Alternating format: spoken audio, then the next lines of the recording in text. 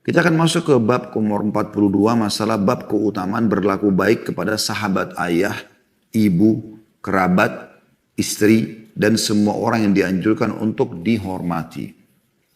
Imam Nawawi rahimahullah mengangkat hadis pertama, semoga Allah berkahi, 346 urutan dari awal kita belajar. Tentu sekali lagi kita sudah belajar hadis lebih daripada ini, karena ini urutan, tapi dalam satu nomor urutan biasanya ada beberapa hadis. Sebagaimana tadi hadis sebelumnya 345 ada 3 riwayat yang sudah kita bacakan tadi. Hadis nomor 346 berbunyi dari Ibnu Umar radhiyallahu anhu bahwa Nabi SAW bersabda, "Inna abarral birri an yasila ar-rajulu wudda abihi." Sesungguhnya kebaikan yang terbaik adalah seseorang menyambung hubungan baik dengan orang yang dicintai oleh ayahnya. Orang yang dicintai oleh ayahnya.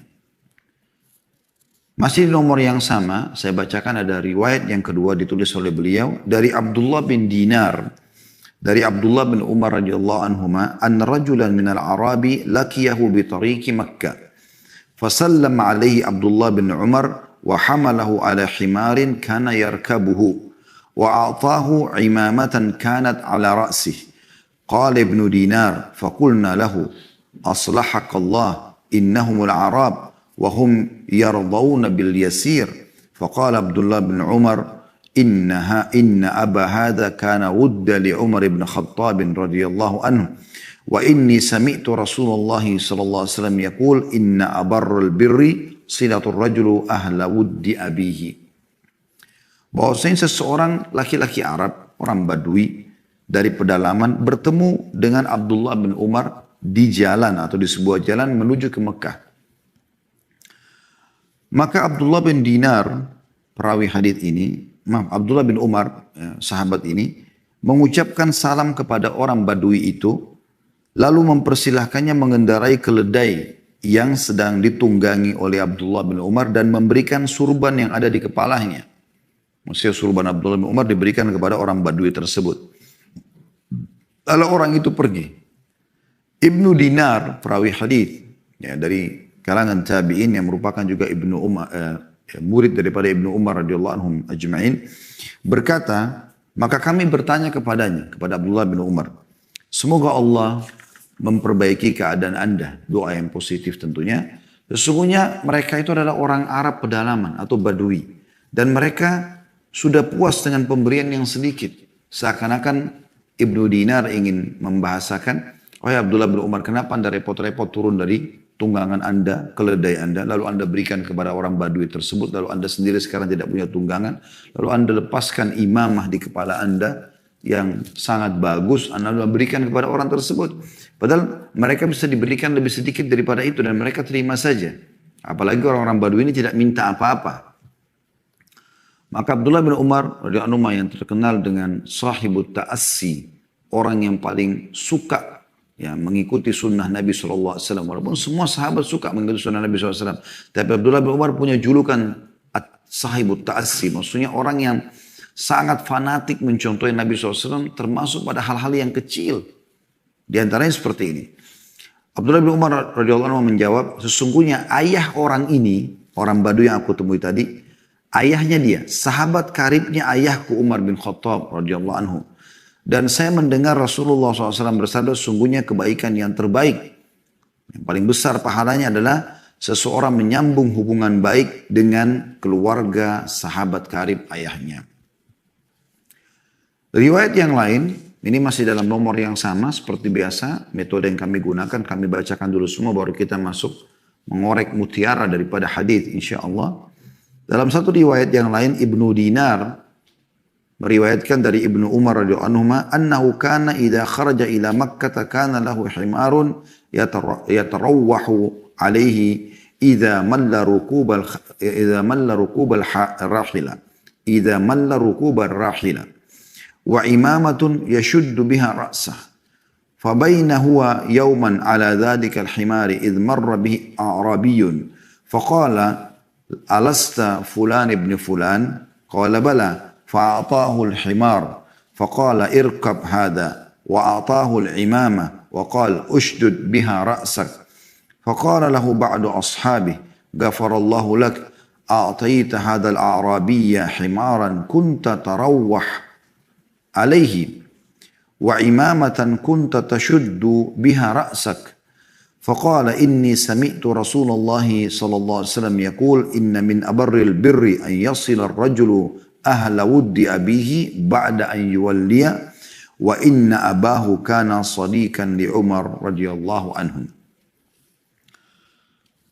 Apabila Ibnu Umar keluar menuju ke Mekah, kata Ibnu Dinar, beliau suka sekali membawa atau menunggangi seekor keledai yang dia gunakan untuk beristirahat manakala dia bosan naik unta. Dan beliau memiliki surban yang beliau ikatkan pada kepalanya. Ketika pada suatu hari beliau sedang berada di atas keledai itu, tiba-tiba seorang Arab Badui melewatinya, maka dia berkata, bukankah kamu adalah Fulan bin Fulan? Dia menjawab, benar. Maka dia pun Abdullah bin Umar memberinya keledai tersebut seraya berkata, kendarailah ini.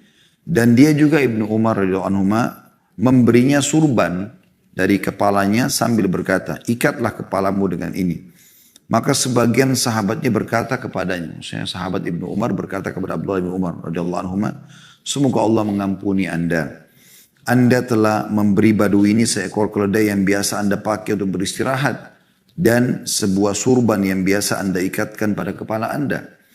Maka dia berkata, sungguhnya saya mendengar Rasulullah SAW bersabda bahwa di antara kebaikan atau kebajikan yang terbaik apabila seseorang menyambung hubungan baik dengan keluarga, kawan karib ayahnya. Setelah ayahnya tiada. Ayahnya Badui ini adalah sahabat karib Umar radhiyallahu anhu. Hadis ini diriwayatkan oleh Muslim. Ketiga riwayat ini tentunya terkait satu sama yang lain dan insya Allah kita coba akan mengorek mutiara-mutiaranya. Yang pertama, yang bisa kita ambil teman-teman sekalian, pentingnya bakti kepada kedua orang tua, termasuk dalam hadis ini disebutkan ayah, walaupun mereka sudah meninggal dunia. Ini mutiara yang pertama yang kita bisa ambil. Karena banyak di antara kaum muslimin, mungkin karena faktor umur, dia pikir dirinya pun sudah dewasa, ayahnya sudah lama meninggal, bahkan mungkin dia sudah punya anak, bahkan dia punya cucu, dia pikir dia sudah tidak perlu pikirkan lagi orang tuanya yang sudah meninggal. Nah, ini keliru. Orang tua tetap bisa kita raih peluang mendapatkan pahala bakti dengan mereka walaupun mereka sudah meninggal. Ya, itu saking besarnya kedudukan mereka di sisi Allah Subhanahu wa taala dan juga bagaimana peluang emas itu diberikan kepada kita sebagai orang yang beriman. Kita masih bisa mendapatkan pahala walaupun mereka sudah meninggal. Ya. Tentu sering saya tekankan di bab bakti sama orang tua, dua bab sebelum ini. Ya, karena sebelumnya kita bahas tentang bab durhaka, dan sebelum lagi kita bahas tentang bakti kepada orang tua dan silaturahim. Maka pada saat mereka hidup, teman-teman sekalian, peluangnya banyak sekali.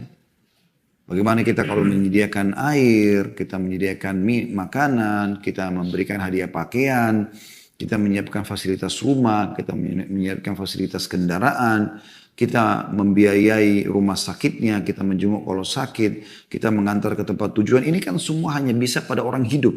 Orang mati nggak mungkin kita bisa lakukan ini. Maka kalau mereka masih hidup, jangan sia-siakan itu. Maksimalkan. Apapun pekerjaan, sepenting apapun, dahulukan permintaan orang tua daripada pekerjaan kita yang duniawi. Karena mereka sebab daripada berhasilnya segala macam urusan kita.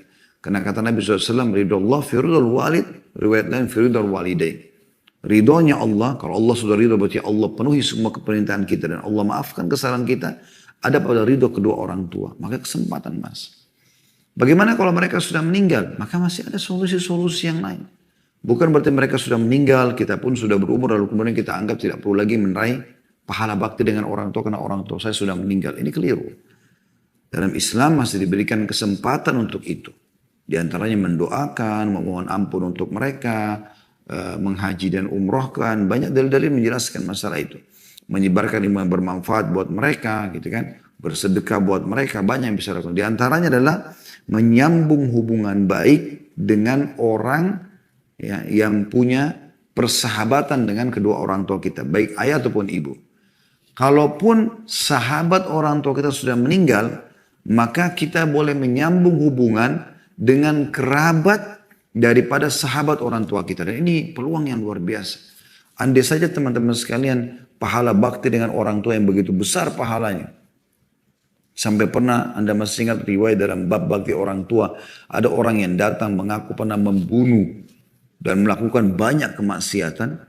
Kemudian ditanya kepada Abdullah bin Umar radhiyallahu anhu, bagaimana caranya orang ini mensucikan dirinya setelah dia taubat, apa harus dia lakukan? Maka kata Abdullah bin Umar, apakah dia punya ibu? Ada ibunya masih hidup, ada orang tuanya. Kata yang membawa informasi, iya.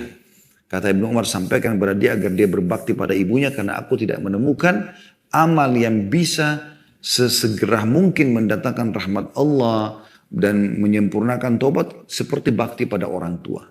Jadi peluangnya besar sekali sebenarnya bakti sama orang tua itu. Nah pada saat mereka sudah, kalau seandainya Allah SWT batasi semasa mereka hidup saja, maka setiap orang yang lahir lalu orang tua sudah meninggal, yatim dari kecil, yatim piatu, maka mereka sudah kehilangan kesempatan itu. Tapi subhanallah, syariat Allah Subhanahu wa taala ini ya, sangat penuh dengan rahmat, penuh dengan karunia dari Allah Subhanahu wa taala untuk bisa kita kembangkan selama memang dibolehkan dalam syariat.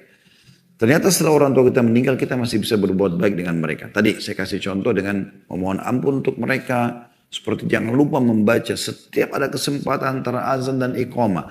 Sujud di sepertiga malam. Hujan lagi turun. Waktu-waktu mustajab. Rabbi gufirli wali walidayya. Kata ulama ini menggabungkan dua hal. Menggabungkan tentang keutamaan istighfar. Rabbi gufirli. Kita mohon ampun kepada Allah. Dan bakti dengan orang tua. Keduanya adalah amal yang luar biasa. Istighfar membersihkan dosa kita. Dan bakti sama orang tua juga adalah amal yang luar biasa. Dengan doa itu saja. Rabbi ghfirli wali walidayya warhamhuma kama rabbayani shaghira, doa yang sudah masyhur. Atau kita bersedekah atas nama mereka. Ada masjid, ada sumur, ada rumah anak yatim, ada kayak sekarang bencana. Nyumbang. Lihat buat diri kita sama orang tua. Kita dapat pahala sedekah. Juga dapat pahala sedekahnya orang tua kita yang kita keluarkan tadi kena duit dari kita. Juga kita dapat bakti untuk mereka. Kemudian haji dan umroh. Di saat-saat pandemi sekarang pun masih bisa. Kalau Anda tidak bisa pergi, Anda bisa bayar. Ada istilahnya badal haji, badal umroh. Bayarkan kepada teman-teman di sana. Mereka bisa lakukan itu. Dan itu termasuk bakti sama orang tua, juga sedekah yang afdal.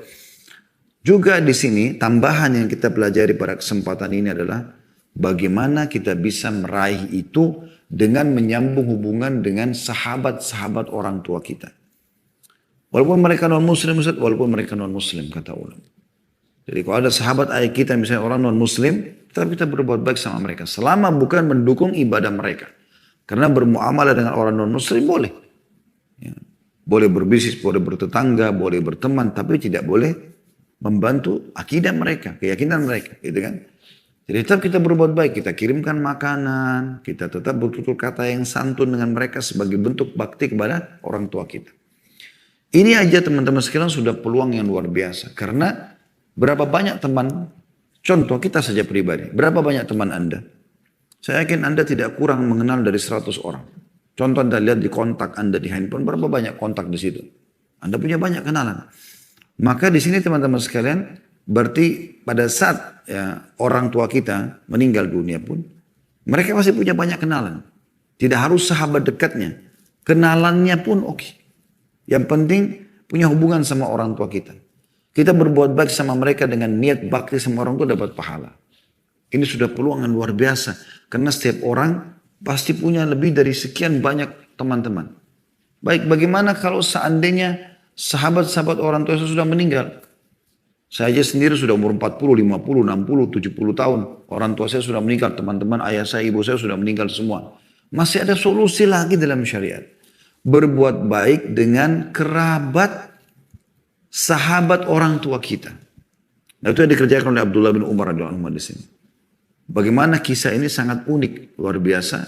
Abdullah bin Umar radhiyallahu anhu dalam kisah ini saya ulangi kembali. Beliau selalu kalau melakukan perjalanan dan kebetulan pada saat itu menuju ke Mekah, beliau selalu menyiapkan dua tunggangan. Satu tunggangan unta dan kuda, dan ini biasanya digunakan untuk kecepatan tinggi. Dan ada keledai untuk jalan santai, karena keledai tidak lari. Dia berjalan santai. Biasanya digunakan untuk lebih santai. Makanya dikatakan Sayyidina Abdullah bin Umar kalau sudah capek, letih menggunakan unta ataupun kuda, beliau menggunakan menunggangi keledai untuk lebih santai. Dalam beberapa jarak perjalanan, kemudian beliau kembali lagi ke unta ataupun kuda gitu. Nah, Abdullah bin Umar ini menyiapkan dua tunggangan. Kemudian diceritakan oleh Ibnu Dinar rahimahullah, seorang ulama tabi'in. Abdullah bin Dinar, dia mengatakan satu waktu kami pernah berjalan bersama Abdullah bin Umar menuju ke Mekah. Lalu tiba-tiba bertemu di jalan menuju ke Mekah dengan sekelompok orang Badui. Lalu kemudian Abdullah bin Umar bertanya kepadanya, bukankah kau fulan bin fulan? Itu riwayat yang ketiga tadi ya. Riwayat yang kedua tidak disebut, Abdullah bin Umar tidak bertanya. Dia cuma langsung melihat orang tersebut dan mengenalnya. Kita ambil riwayat yang ketiga misalnya, dia memastikan, dia mengatakan bukankah kau fulan bin fulan? Lalu orang itu mengatakan iya. Tiba-tiba Abdullah bin Umar mengambil keledainya. Keledai berarti tunggangan yang memang untuk santai, gitu kan?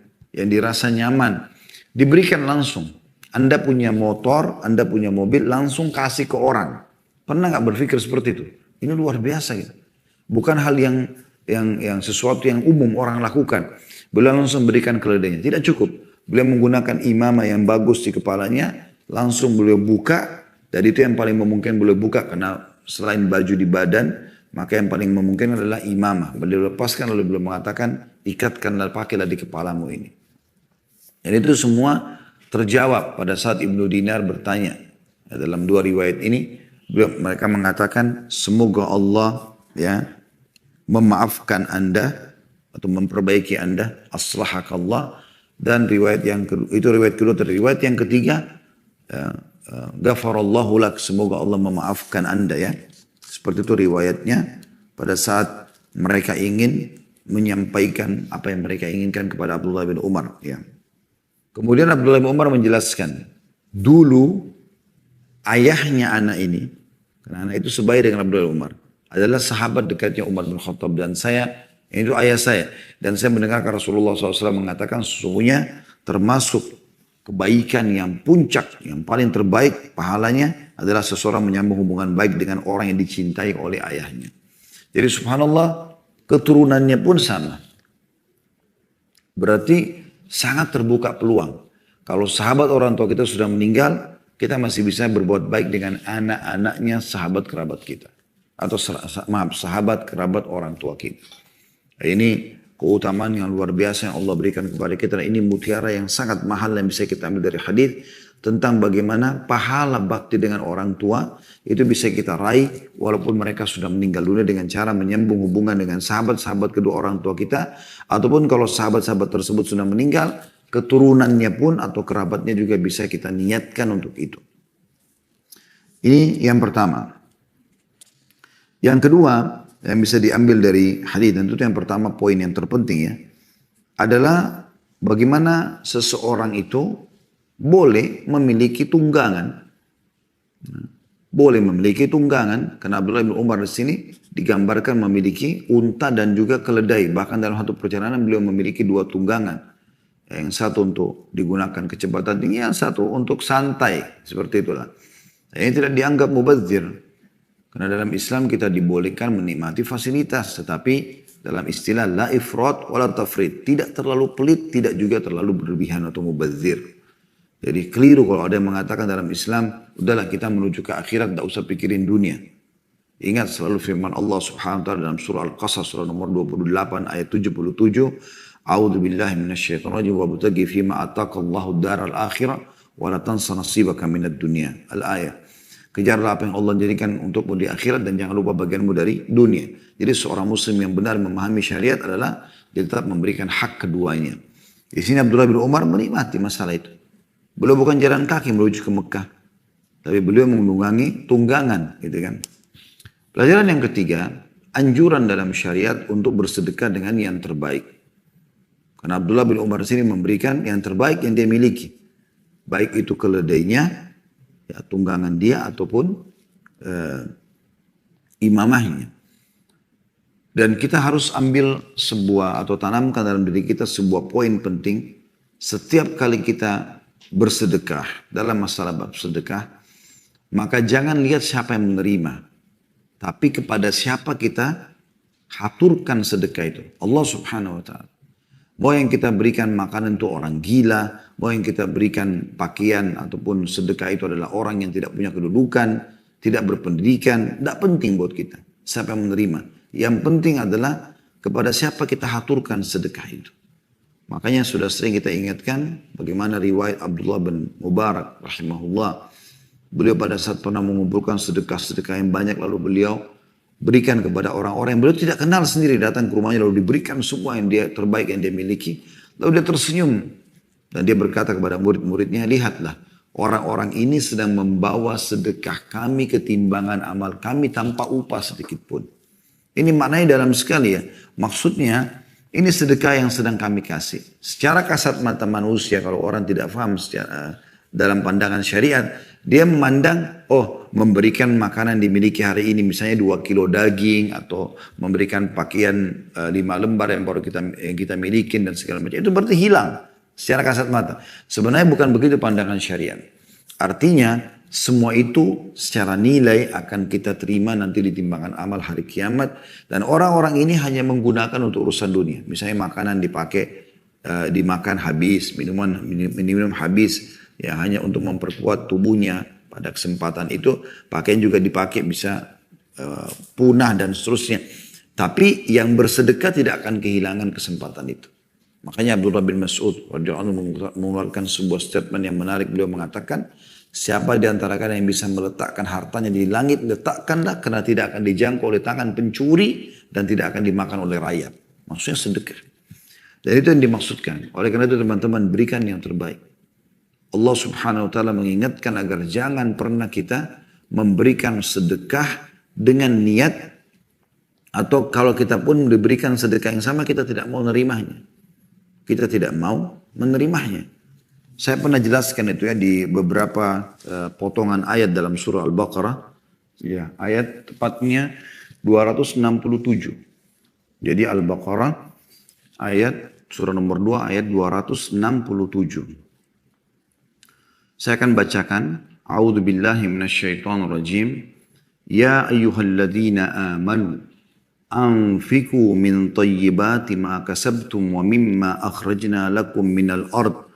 ولا تيمموا الخبيث منه تنفقون ولستم بآخذيه إلا أن تغمدوا فيه واعلموا أن الله غني حميد. Al-Baqarah 267. Artinya, hai orang-orang beriman, nafkahkanlah di jalan Allah sebagian dari hasil usahamu yang baik-baik. Sebagian maknanya baik adalah yang sempurna, yang terbaik. Dan sebagian dari apa yang kami keluarkan dari bumi untuk kamu. Lalu perhatikan apa yang Allah ingatkan. Dan janganlah kamu memilih yang buruk-buruk. Lalu kamu menafkahkan darinya. Padahal kamu sendiri tidak mau mengambilnya. Melainkan dengan memincingkan mata terhadapnya. Dan ketahuilah bahwasanya Allah maha kaya lagi maha terpuji. Maksudnya apa? Kalau kita mau bersedekah, coba posisikan diri kita sebagai penerima. Mau nggak kita terima makanan seperti itu? Mau nggak kita terima pakaian seperti itu? Jadi Allah SWT mengatakan, keluarkan yang terbaik. Dan jangan kau bersedekah yang sebenarnya kalau kau di posisi penerima, kau pun tidak akan menerima kecuali seperti orang yang matanya, ya sedikit orang kalau menerima sesuatu yang kurang nyaman, matanya yang sebelah kanan atau kiri dikecilin, ya. Seperti orang ini dikatakan memincingkan matanya. Jadi kayak orang yang berat menerima. Apa boleh buat karena nggak punya gitu. Allah SWT melarang kita seperti itu. Dan ini harus diperhatikan tentunya. Dan ada beberapa ayat di atas sebelum ini yang bicara tentang sedekah semuanya. Jadi di dalam surah Al-Baqarah ini banyak sekali ayat-ayat yang bicara masalah sedekah ya.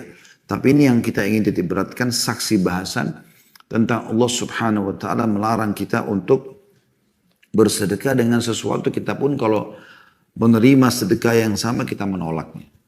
Oleh karena itu teman-teman kalau mau bersedekah makanan yang terbaik, yang masih bagus, yang belum disentuh, sedekahkan itu. Berapa kali saya bahasakan contoh-contohnya kalau Anda mampir di restoran, Anda makan enak, beli porsi yang sama, ya, makanan yang tanda rasa enak, Anda berikan kepada orang miskin di pinggir jalan yang mereka mungkin belum pernah merasakan makanan yang seenak itu. Anda beli pakaian bagus, Anda beli pakaian yang mirip dengan itu, lalu Anda sedekahkan jenis pakaian yang sama. Coba sedekah yang terbaik. Toh seperti Abdullah bin Barak tadi mengatakan, sebenarnya mereka-mereka ini sedang membawa nilai sedekah itu ketimbangan amal. Tanpa diupah sedikit pun, karena sebenarnya yang kita lihat itu bukan upah.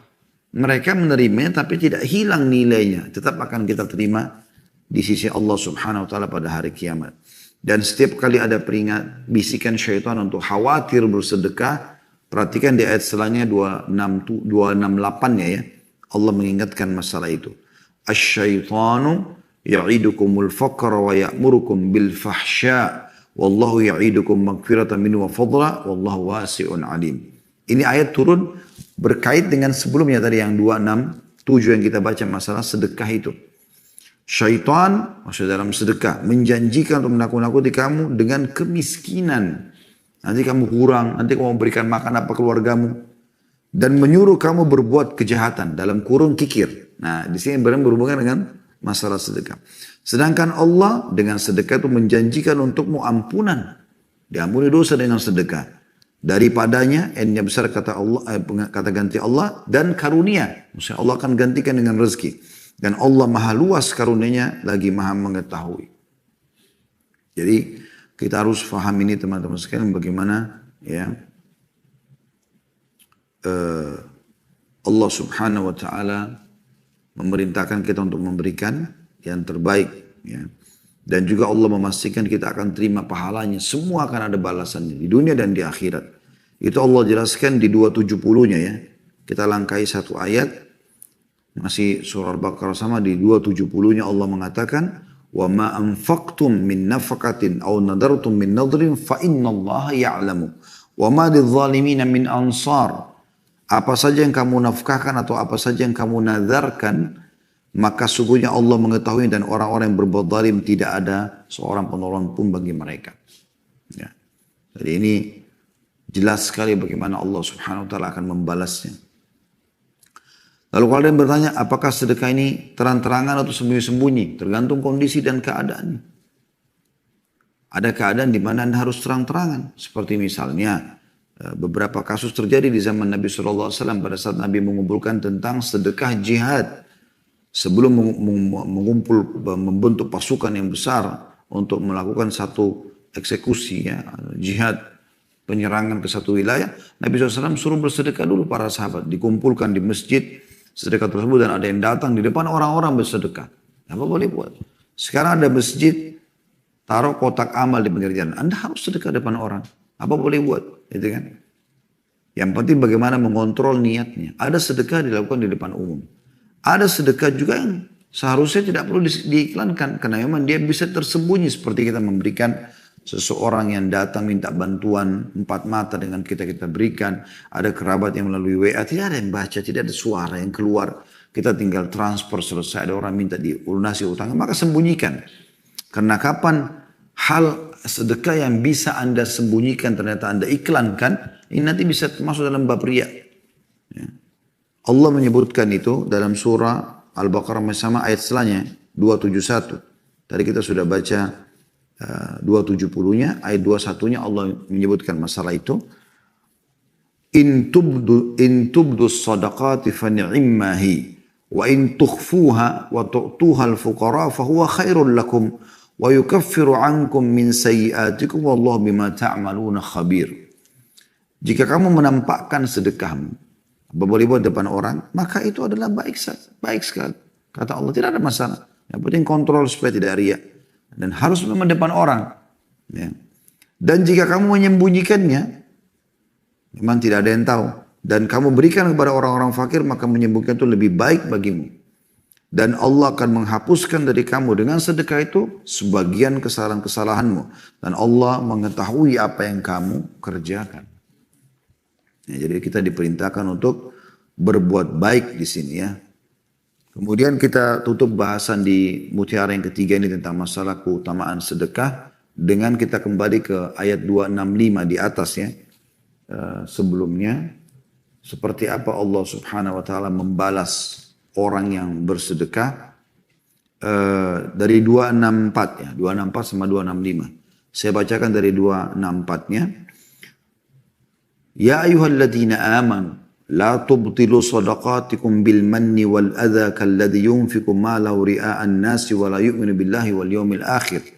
فمثلوا كمثل صفوان عليه تراب فأصابه وابل فتركه صلدا لا يقدرون على شيء مما كسبوا والله لا يهدي القوم الكافرين. Hai orang-orang beriman, yang dipanggil hanya orang beriman, yang tidak beriman tidak akan tersentuh tentunya. Janganlah kamu menghilangkan pahala sedekahmu dengan menyebut-nyebutnya. Saya sudah bantu di situ, saya sudah ikut di situ, tidak usah sebutin. Antara kita sama Allah SWT. Orang kalau ikhlas karena Allah, makin tidak orang tahu, makin dia senang. Kalau orang ikuti syaitan, pasti dia akan suka untuk menyebut-nyebutnya. Di sini ada dua larangan. Jangan kalian menghilangkan pahala sedekah kalian dengan menyebut-nyebutnya. Dan yang kedua, menyakiti perasaan si penerima. Ada orang minta dilempar ke wajahnya. Atau dengan kata-kata kasar. Ya. Saya kan sudah bantu kau kemarin, masa kau minta lagi? Ya. Itu tidak. Apa gunanya kita marah? Toh justru para ulama salah melihat orang yang datang minta bantuan itu justru Allah sedang memudahkan melalui dia kita dapat pahala. Makanya Abdullah bin Umar, Abdullah bin Abbas radhiyallahu anhum ajma'in itu kalau orang-orang yang biasa datang ke rumahnya minta bantuan sudah tidak datang, mereka keluar mencarinya. Mereka merasa butuh dengan fuqara itu. Kalau kita kan kita balik kasusnya, kita lebih merasa mereka yang butuh. Ini jadi masalah. Kita menganggap mereka yang butuh, padahal sebenarnya kita yang butuh dengan mereka. Saya ulangi kata Allah SWT, hai orang beriman, janganlah kamu menghilangkan pahala sedekahmu dengan menyebut-nyebutnya dan menyakiti perasaan si penerima. Seperti orang yang menafkahkan hartanya karena riya, karena manusia, dan dia tidak beriman kepada Allah dan hari kemudian. Bukan karena Allah, bukan juga karena mengejar surga. Maka perumpamaan orang itu seperti batu licin yang di atasnya ada tanah. Anda tahu kalau di pinggir kali misalnya atau di pinggir sungai ada batu licin, karena sering kena air licin ya. Itu kalau ditaruh pasir atau tanah di atasnya, itu yang Allah kasih gambaran. Perumpamanya seperti batu licin yang di atasnya ada tanah. Kemudian batu itu ditimpa hujan lebat. Lalu menjadilah dia bersih. Tanpa tanah lagi. Tanah itu tadi amalnya dia. Hilang dengan sendirinya karena riyaknya.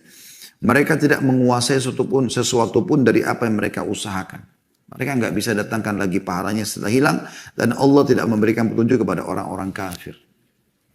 Itu tentang larangan jangan sampai menyakiti orang yang menerima sedekah dan jangan sampai kita menyebut-nyebutnya riya.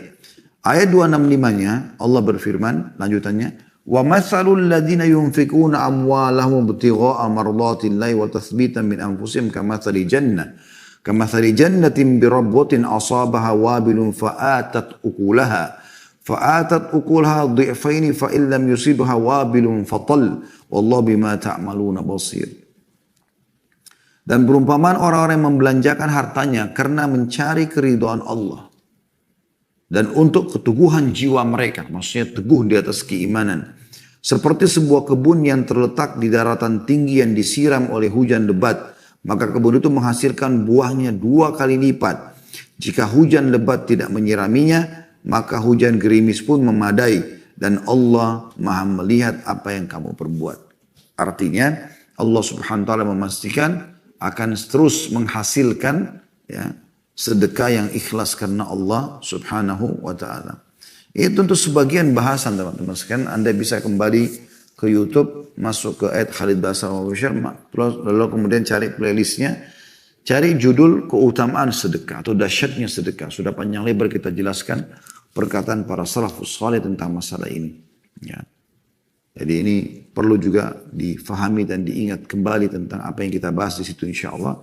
Yang jelas teman-teman usahakan bersedekah, berikan yang terbaik sebagaimana dilakukan oleh Abdullah ibn Umar radhiyallahu anhuma.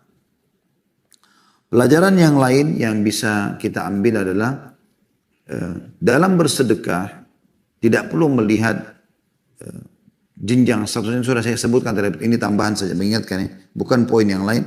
Tapi ini adalah seperti contoh Abdullah bin Umar tidak melihat siapa penerimanya. Ini kan orang Badui.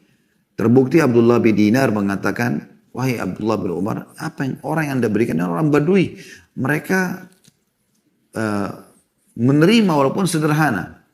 Tapi Abdullah bin Umar tidak melihat siapa penerimanya, tapi melihat apa yang dia berikan kepada Allah Subhanahu wa taala. Pernah Anda kalau masih ingat kisah Rabi' ibn Haytham rahimahullah, seorang ulama tabi'in, sering saya sampaikan kisah itu. Bagaimana beliau pernah mau makan halwa, makanan yang sangat mewah di zaman beliau. Kemudian pada saat sudah mau makan, dia dengan dua muridnya yang sedang datang dan anaknya, tiba-tiba ada yang ketuk pintu, ternyata depan pintu adalah orang gila.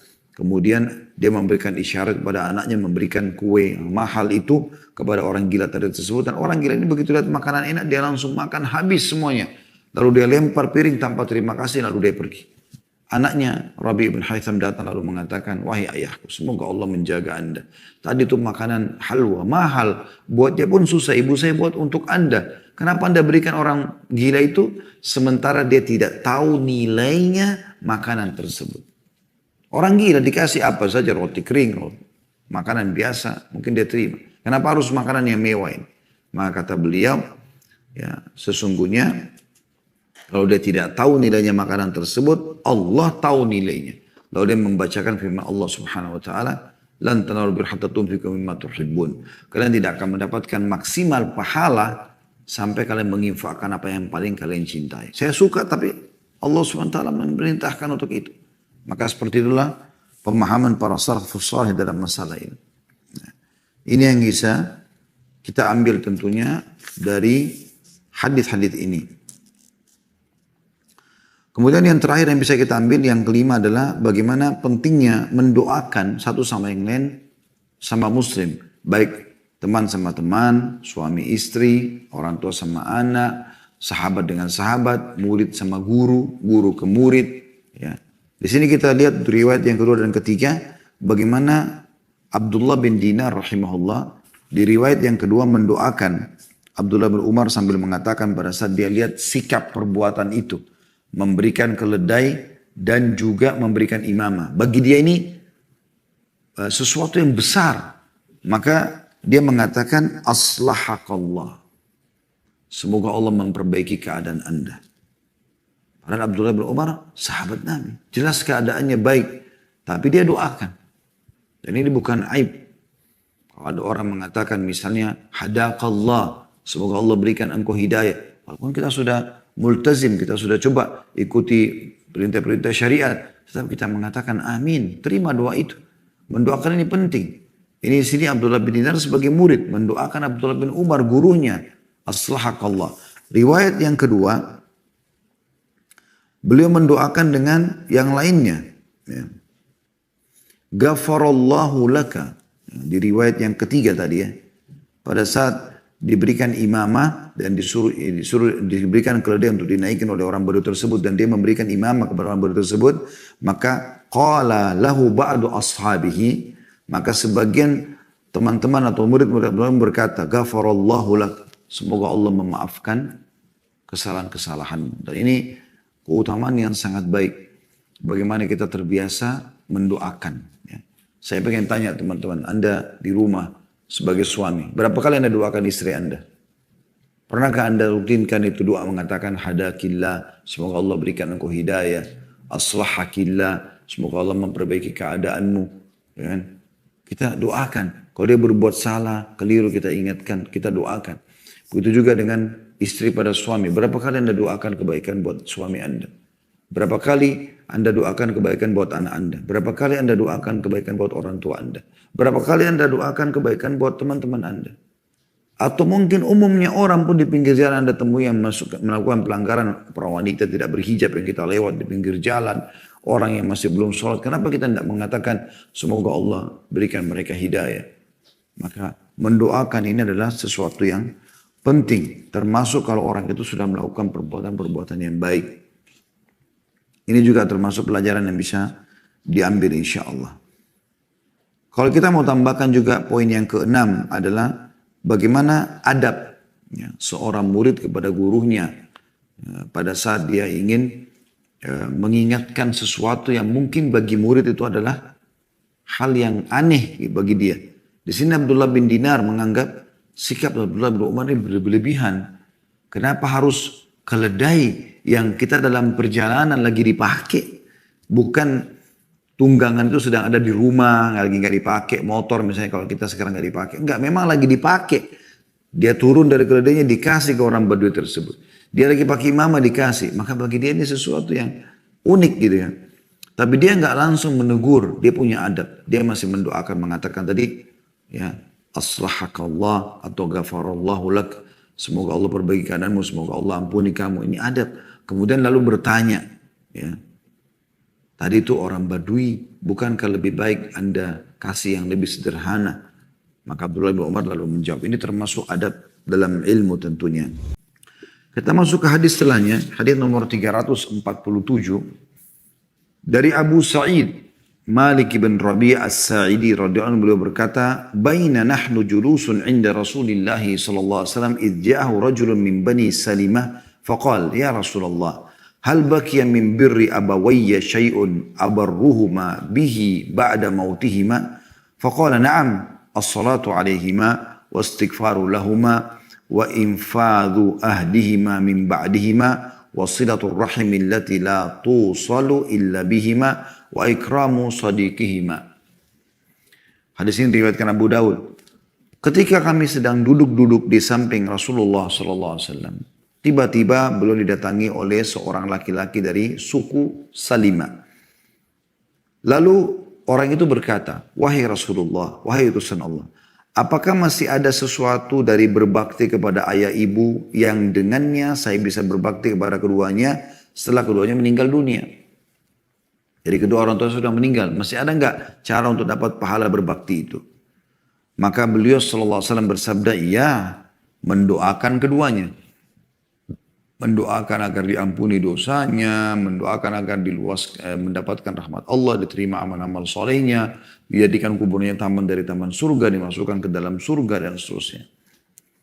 Memohon ampun untuk keduanya, melaksanakan janji keduanya setelah kepergian keduanya, menyambung tali silaturahim yang tidak disambung kecuali dengan keduanya, dan memuliakan kawan-kawan keduanya."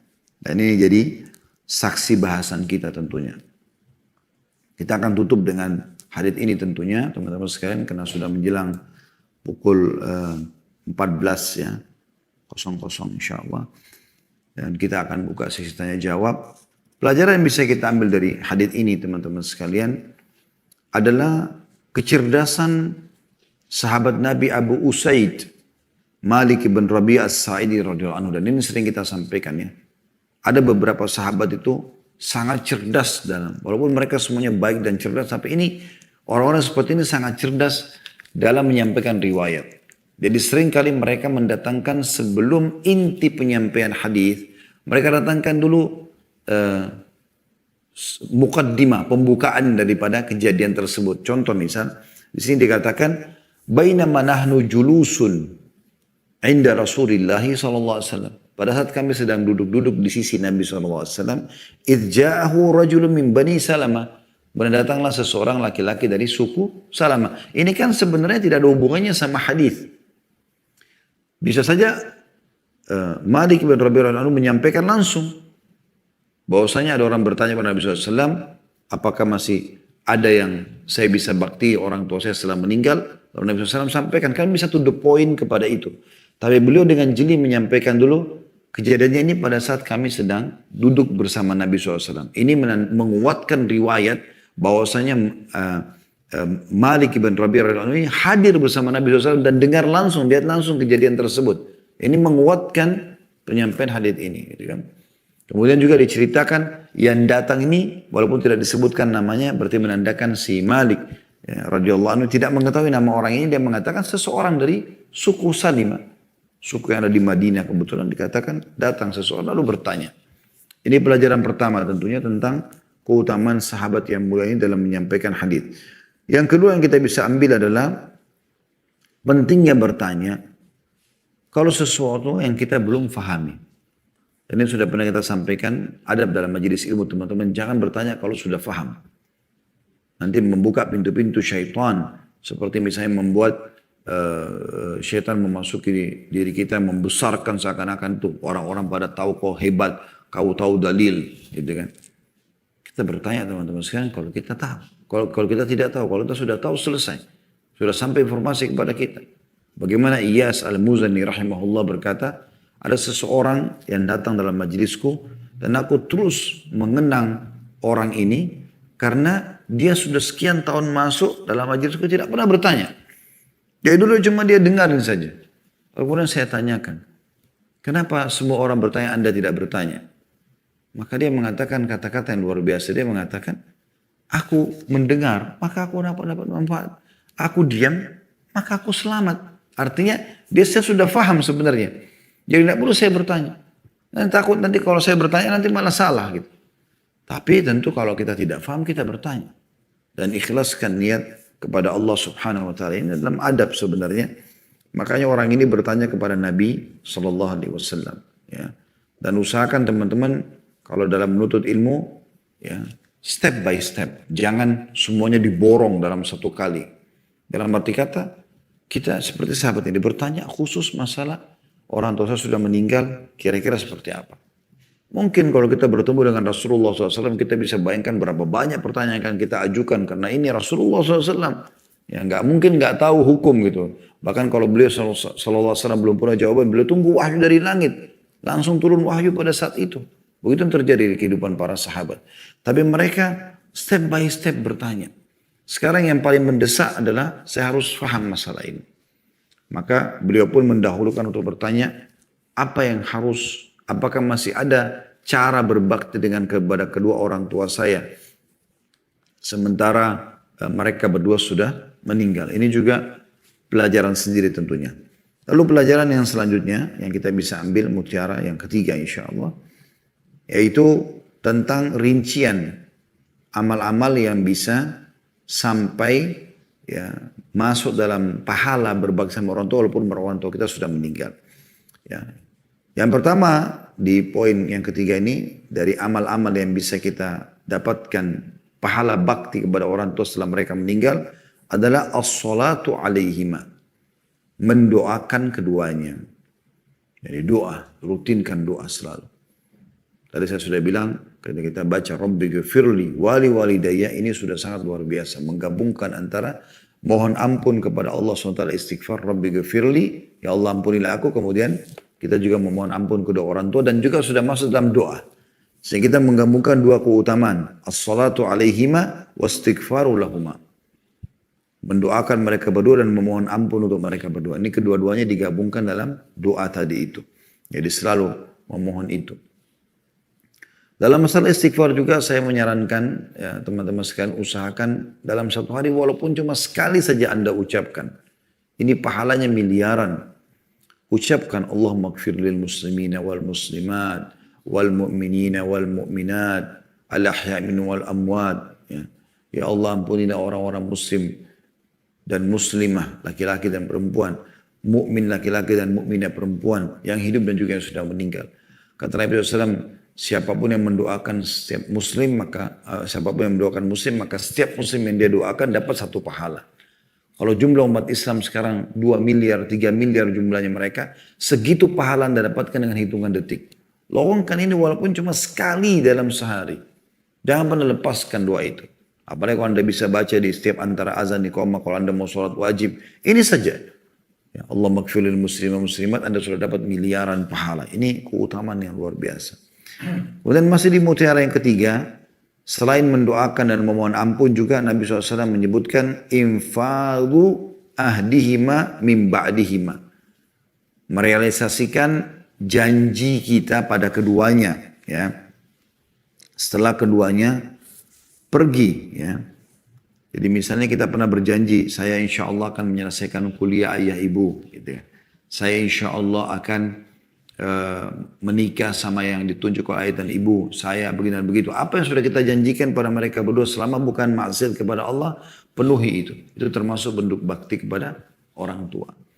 Terlalu banyak kisah berhubungan dengan masalah ini. Ada seorang wanita salihah terkenal di Madinah tapi tidak disebutkan nama. Ini nukil oleh para duat, para da'i kita di Saudi tentang kisah dia. Di Madinah kisahnya, dia dijodohkan oleh orang tuanya dengan seorang laki-laki yang masih jauh dari agama. Pada saat itu kisahnya masih merokok, masih jarang sholat. Tapi orang tuanya suka. Dia sebagai anak yang soleh, dia mau nolak, serba salah. Ada bab bakti sama orang tua. Dia tidak tolak, ini laki-laki fasik, masih jauh dari agama. Tapi dia berazam, dia sebagai niat bakti sama orang tuanya, dia terima.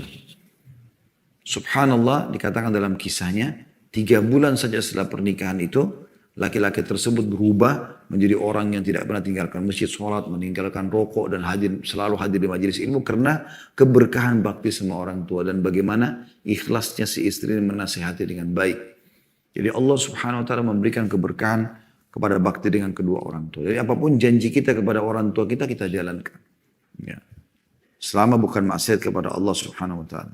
Juga termasuk pesannya adalah menyambung tali silaturahim yang tidak disambung kecuali dengan keduanya. Apa maksudnya? Sekarang teman-teman, bagaimana Anda bisa punya hubungan status dengan paman dan tante Anda? Kan tidak mungkin kecuali karena orang tua kita kan. Kalau bukan karena kita lahir dari sperma ayah dan dari sel telur ibu, kita nggak akan punya status sebagai ponakan ataupun tante kepada saudara dan kerabat orang tua kita. Ini dimaksud di sini dalam hadis. Artinya menyambung hubungan yang kau tidak mungkin punya hubungan dengan mereka kecuali melalui perantara kedua orang tua. Itulah paman dan tante, gitu kan. Ini maksud di situ. Jadi dikatakan di sini menyambung tali silaturahim yang punya kekerabatan yang tidak disambung kecuali dengan keduanya. Dan sudah pernah kita jelaskan masalah ini teman-teman sekalian. Kalau ayah meninggal, penggantinya adalah paman. Makanya Ali bin Abi Thalib radhiyallahu anhu sering kali, hampir setiap kali ketemu dengan Abbas radhiyallahu anhu, paman beliau. Saudaranya ayahnya Ali bin Abu Thalib. Itu setiap ketemu, nah Abbas hidup cukup diberikan umur panjang dan paman kandungnya, dia selalu duduk dekat lututnya lalu mengatakan, paman ridholah kepadaku sambil menangis. Ya. Ridholah kepadaku. Dia anggap itu adalah pengganti ayahnya. Jadi anda yang ayahnya sudah meninggal, ayo kejar kepada paman. Gitu kan. Begitu juga dengan ibu. Kata Nabi SAW, al-khalatu bimanzilatil Tante dari ibu adalah pengganti ibu itu sendiri. Berapa banyak tante-tante anda, adik-adik dan kakaknya ibu kita. Bakti dengan mereka. Ya. Kalau mereka sudah tidak ada, ingat konsep bahasan kita hari ini. Berarti anak-anak mereka, anak-anak paman dan anak tante, sepupu kita adalah pintu peluang untuk bakti kepada orang tua kita. Karena mereka punya orang tua yang punya hubungan dengan orang tua kita. Jadi sepupu-sepupu pun itu adalah peluang emas. Berikan mereka makanan, berikan mereka minuman sebagai bentuk bakti kepada paman ataupun tante yang merupakan punya hubungan kerabat yang tidak mungkin punya hubungan kerabat dengan kita kecuali karena orang tua kita. Yang terakhir dikatakan dan memuliakan kawan-kawan keduanya. Nah ini juga disaksi bahasan kita dan ini sangat erat hubungannya dengan riwayat yang sebelumnya tadi ya. Di nomor 346. Bagaimana kita berbakti dengan sahabat-sahabat dekatnya orang tua kita dan bagaimana sikap Abdullah bin Umar radhiyallahu anhu yang sangat mulia. Beliau bukan cuma berbakti dengan sahabatnya Umar, tapi pada saat sahabat Umar sudah meninggal, berbakti kepada anaknya sahabatnya Umar.